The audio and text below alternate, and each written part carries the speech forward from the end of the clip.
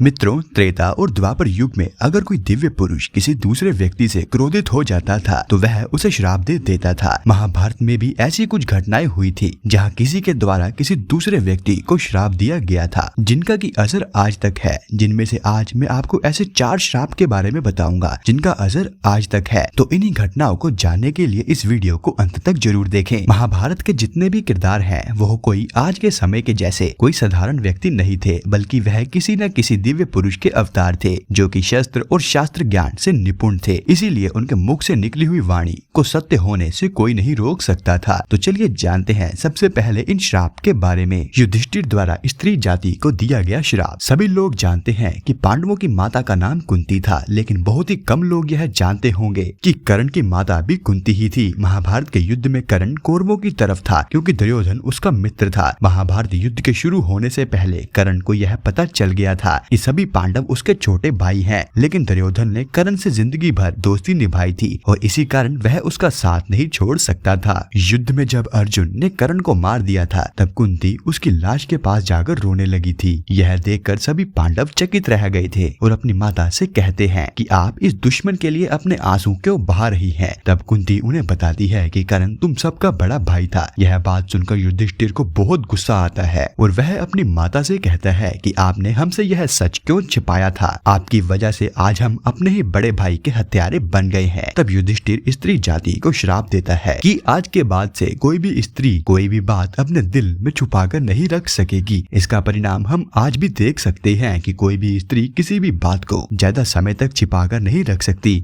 शृंगी ऋषि का परीक्षित को श्राप। महाभारत युद्ध के पश्चात हस्तिनापुर पर 36 वर्ष राज करने के बाद पांचों पांडव द्रौपदी के साथ स्वर्ग की यात्रा पर निकल पड़ते हैं और अभिमन्यु के पुत्र परीक्षित को हस्तिनापुर का राजा बना देते हैं। एक दिन परीक्षित जंगल में शिकार कर रहे थे, तभी उन्हें शामीक नाम के एक ऋषि तपस्या करते हुए दिखाई देते हैं। ऋषि ने मौन व्रत धारण कर रखा था, लेकिन यह बात राजा को नहीं पता थी। राजा ने बहुत देर तक ऋषि को आवाज लगाई, लेकिन ऋषि ने कोई भी जवाब नहीं दिया। तब राजा ने गुस्से में आकर एक मरा हुआ सांप तपस्या कर रहे ऋषि के गले में डाल दिया। जब यह बात ऋषि के पुत्र शृंगी को पता चली तो उन्होंने परीक्षित को श्राप दे दिया कि आज से 7 दिन बाद राजा परीक्षित की मृत्यु तक्षक सांप के काटने के कारण हो जाएगी। और वही होता है। कहते हैं कि राजा परीक्षित की मृत्यु के पश्चात ही कलयुग की शुरुआत होती है। श्री कृष्ण का अश्वत्थामा को श्राप। अश्वत्थामा के पिता द्रोणाचार्य महाभारत के युद्ध में मारे जाते हैं। युद्ध के आखिरी दिन अश्वत्थामा पांडव पुत्रों का वध कर देते हैं। जब पांडवों को इस बात का पता चलता है तो अश्वत्थामा को ढूंढते हुए महर्षि वेदव्यास के आश्रम पहुंचते हैं। वहां पर अश्वत्थामा पांडवों के ऊपर ब्रह्मास्त्र चला देते हैं और दूसरी ओर से अर्जुन भी ब्रह्मास्त्र चला देते हैं। महर्षि वेदव्यास दोनों को समझाते हैं कि तुम दोनों ब्रह्मास्त्र की शक्ति को शायद भूल गए हो। तुम दोनों अभी के अभी यह ब्रह्मास्त्र वापस ले लो, वरना यह पृथ्वी नष्ट हो जाएगी। अर्जुन अपना ब्रह्मास्त्र वापस ले लेते हैं, लेकिन अश्वत्थामा कहते हैं कि उसे ब्रह्मास्त्र वापस लेने की विधि नहीं आती, इसलिए उसने ब्रह्मास्त्र की दिशा बदलकर अभिमन्यु की पत्नी उत्तरा के गर्भ में पल रहे बच्चे की तरफ कर दी। ब्रह्मास्त्र लगने की वजह से बच्चा उसी वक्त मारा जाता है। अश्वत्थामा की इसी गलती के कारण श्री कृष्ण अश्वत्थामा के माथे से लगी मणि को निकाल लेते हैं और श्राप दे देते हैं कि जब तक यह पृथ्वी रहेगी तब तक तुम अकेले ही जंगलों में भटकते रहोगे और तुम्हारे माथे से हमेशा ही खून निकलता रहेगा। भारत के बहुत सारे गाँव के लोग आज भी यह दावा करते हैं कि उन्होंने अश्वत्थामा को देखा है।